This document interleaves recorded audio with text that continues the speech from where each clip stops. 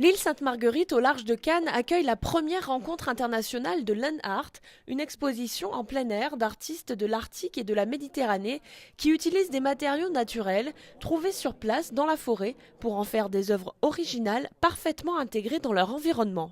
L'idée est partie de la dernière exposition que nous avions organisée avec Bernard Abril à la médiathèque et avec d'autres artistes avec qui travaillaient elles-mêmes sur le land art.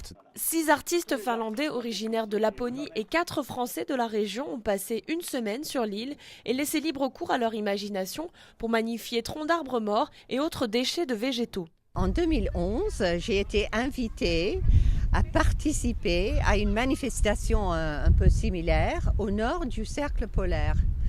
Et après, l'idée m'est venue, avec ma collègue Cathy Kubi, de faire à peu près la même chose ici. Moi, je connaissais déjà très bien l'île, mais les Laponais, ils ont tourné pendant 2 jours pour trouver des emplacements, pour choisir leur matière. Tête de chèvre réalisée avec des branchages tressés, tenue du festival en Posidonie, squelette de dinosaures en pierre ciselée ou encore banc pour amoureux taillé dans un tronc d'eucalyptus.